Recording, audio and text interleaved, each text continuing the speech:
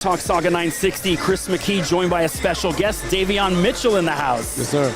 Well, welcome you. So what brings you out here, the 905, checking out these guys? Yeah, man, we got out of practice. I try to make every game I can when I have time because we always busy and we didn't have no game, so I just try to make it out here. So a couple years in Sacramento, and then you got sent here to Toronto. Just your initial thoughts when you found out you were coming to Toronto?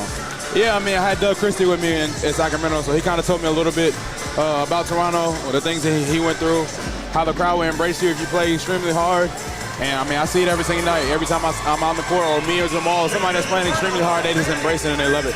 See, I'm old enough to remember when Doug Christie was a Raptor, because I was 19 when the Raptors came in play in 1995. Yeah. So it's weird.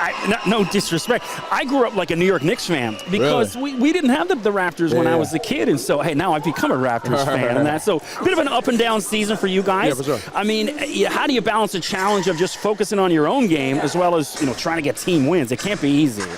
We all know it's not going to be easy. We're a young team, a new team. We all kind of playing together. We got a lot of rookies on our team, a lot of young guys. So, we didn't really expect to win every single game. We just expected to be close, and towards the end, if we win the game, we're doing a really good job. But we're taking steps every single game, I think. The last few games, we got blown out. We kind of just got discombobulated. We got to find that niche again to play extremely hard every single night and make it a game. Because like I said, we're young. We're a new team. We're dealing with injuries. That's no excuse, but we still not playing with our full potential. So when we get our full potential, people are going to see what we really can do. So you have the nickname Off Night. Yeah. So where did that? So because when guys when you're guarding them, they have an off night. So when did that nickname come about? Who glossed you Off Night? Yeah, actually, one of the coaches that actually worked for 905, he was with me at Baylor, Matt Gray, and one of the coaches at Arizona named Rim Backamus, and one coach at GCU named Peyton. We was all at Baylor together, and I was guarding guys and NBA people, and they were having off nights, and they was like, "Yo, we're gonna call you Off Night," and I was like, "I'm gonna go with it." Any off night tattoos? Yeah, I actually do. I got one. Yeah, I got one. I was gonna say I might get one. Yeah, you got to, man.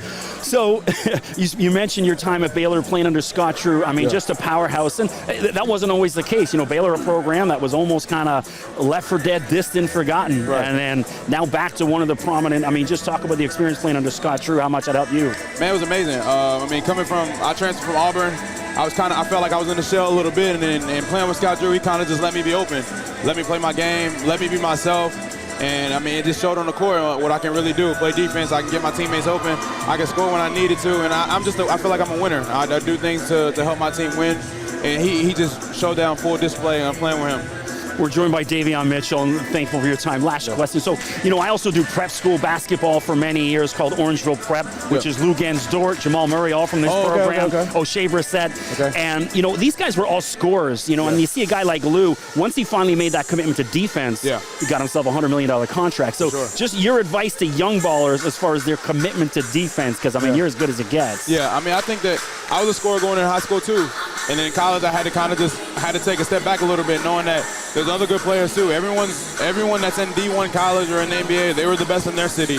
They're the best in their state. So you kind of got to take back, like, what are you really good at? And you got to play a role, especially in the NBA. There's so many talented players from different countries, from everywhere. That the best. You got LeBron James. You got those type of players that literally get paid to score. So you got to do something to help the team win. And I think that's what I bring to a team. I'm really good at my role.